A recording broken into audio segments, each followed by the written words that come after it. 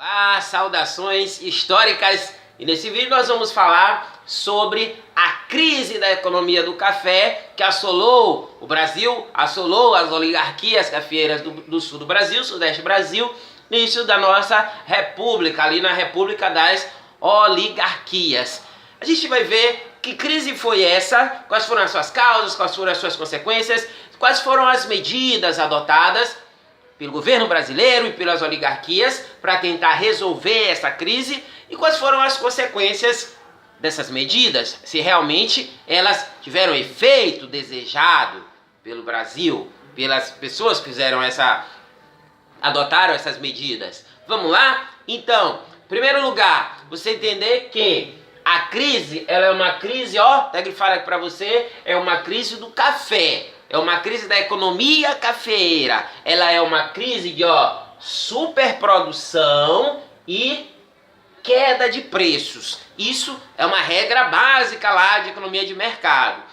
A produção do café no Brasil, o Brasil era o principal produtor exportador de café do mundo no momento, um dos principais. E o preço da mercadoria no mercado internacional, ela subia, estava alto. E aí os produtores aumentam a sua produção, mas aí quando a gente tem mais produto no mercado e a procura ela diminui, o que acontece com o preço cai. E o preço do café despencou. E a economia brasileira que vivia desse café, da exportação desse café, ela entra em uma crise, a crise que a gente chama de crise da economia cafeeira, ok? Então é uma crise de superprodução e de queda de preços. Quais foram as medidas adotadas? Ora, o governo brasileiro, através do nosso presidente na época, Campos Salles, foi para o exterior e retornou com uma negociação fechada com os bancos internacionais. Ora, por que essa medida? Entenda que o café, sendo o principal produto de exportação, era a principal fonte de entrada de moeda do exterior no Brasil, de entrada de capital do exterior no Brasil, de entrada de dólar, de libras esterlinas no Brasil. Então, essa crise, ela dificultava também o pagamento da dívida externa, de juros da dívida externa do Brasil, que já era enorme. Então, o presidente vai para fora e tenta renegociar essa questão da dívida e retorna de lá com um acordo chamado de Funding Loan, que na verdade seria uma moratória, um empréstimo de 10 milhões de libras esterlinas, seria um novo empréstimo, ou seja, se aumenta o empréstimo, se aumenta o prazo desse empréstimo e o governo brasileiro ele vai ter que adotar medidas, ele vai ter que ter certas limitações, vamos dizer assim. É dado o empréstimo, mas esse empréstimo ele tem que atender, o Brasil recebe esse empréstimo, mas tem que atender certas determinações dos bancos estrangeiros, ok? O Funding Loan, ele dava o início de pagamento para o Brasil, além dos 3 anos que já tinha, ele dava mais 10 anos para início do pagamento dos juros desse empréstimo. E fazia o quê? Como garantia desse pagamento, o Brasil concedeu a penhora de várias das suas receitas. A penhora, da Estrada de Ferro Central do Brasil. A penhora da Companhia de Abastecimento de Água do Brasil, além de outras instituições que ficaram penhoradas as suas receitas, penhoradas para quitação dessa dívida em caso de não pagamento, certo? Então o Funding Loan, 10 milhões de libras esterlinas, com um prazo maior para pagar, e tinha penhora de receitas brasileiras, receitas de instituições brasileiras. Os Correios também entraram nessa questão aqui de penhora de suas receitas para quitação dessa dívida. Então, a dívida ela se amplia, o prazo ele se amplia para o Brasil e o Brasil se entrega ainda mais ao mercado internacional para tentar se recuperar da questão da dívida externa. Mas, além da penhora, os bancos internacionais exigiam o saneamento da economia brasileira, ou seja, o saneamento a caça à questão da inflação, ou seja, o combate à inflação que assolava a economia brasileira. Então, essa exigência, quando o Campos Salles retorna, ele nomeia como seu ministro da Fazenda o Joaquim Murtinho. Joaquim Murtinho, ele vai tomar de conta dessa parte de saneamento financeiro da economia brasileira. Como? Olha as medidas do cara.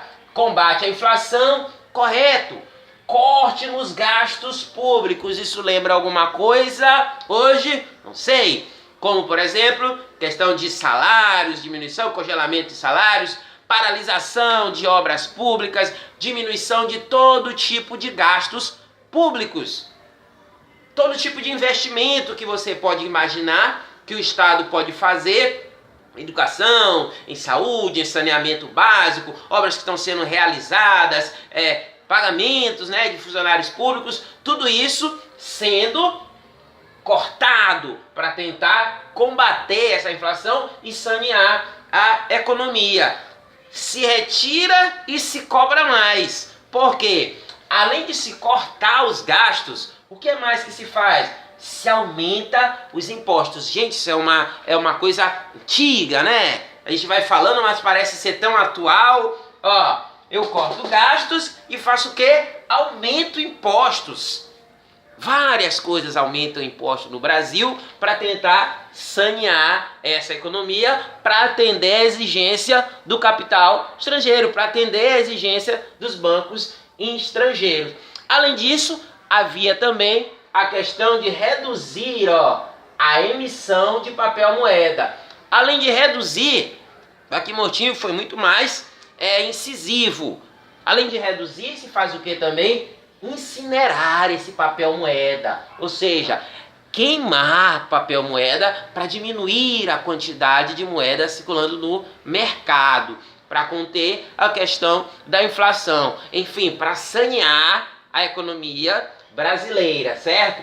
Então essas são as primeiras medidas. Eu tenho aqui o Funding Loan e a questão do saneamento financeiro.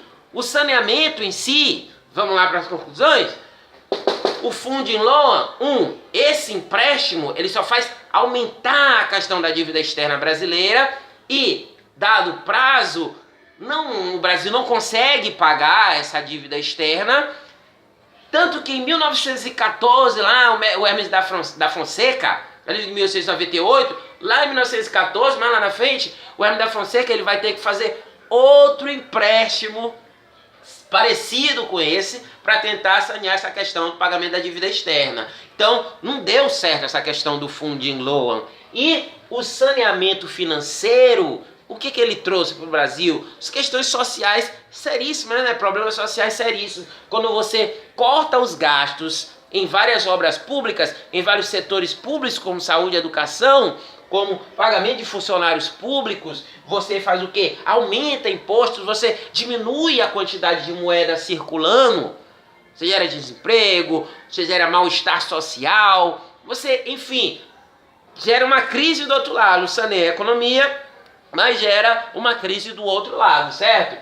Mas, por último, as causas da crise. A gente falou no início que as causas da crise são o quê? Superprodução, que geraram a queda dos preços, ok? Dentro do Brasil, como é que as oligarquias vão tentar fazer para superar isso? Olha aqui, ó, vão se reunir, os oligarcas do Brasil, lá na cidadezinha de Taubaté, Vale do Paraíba, de São Paulo. Vão se reunir e vão fechar aqui o que a gente chama na historiografia de Convênio de Taubaté. E o que foi decidido nesse convênio? Que os governos iriam comprar toda a produção do café para segurar esse preço, gerar estoques, entenda só, eles compram toda a produção, gera aquele estoque e esse café vai ser vendido para o mercado externo. Se o preço cair, o governo segura aquele café, aguardando até que o preço suba novamente, certo? Então, mas aí vem a questão, quem vai comprar? É os governos. E aí Rio de Janeiro, Minas Gerais, Paulo, fecha logo para comprar essa produção de café. Usa até o governo federal. Mas para comprar essa produção, os governos vão fazer o quê, ó? Empréstimos. Para salvar a economia do café. Para salvar a oligarquia do café, para ser mais preciso. Então, isso aqui, quando houver uma crise do café, quando essa produção, os estoques estão muito grandes e o preço está caindo, o que o governo fazia? Ele queimava o café. E para quem era o prejuízo? Olha, se eu tinha uma grande quantidade do café, quem tinha comprado, fez empréstimo para comprar o café, foi o governo, ok? Ele estava lá nos seus estoques. E aí o preço cai. O que ele faz para segurar? Ele queima aqueles estoques do café, gerando um déficit. Porque eu comprei uma coisa que eu vou queimar. Então aquele dinheiro foi jogado fora. Isso daí vai ser chamado de socialização das perdas, que na verdade não é. A perda ela vai ficar só para o lado do governo, do Estado, que na verdade é o dinheiro público que vai ser gasto para salvar as oligarquias do café, ok? A queima, desses estoques, a socialização das perdas. Isso aqui vai dar resultado? Também não. Por quê? Para isso aqui dar resultado, a oligarquia do café ela tinha que controlar todo o mercado internacional, isso é outra regra de economia.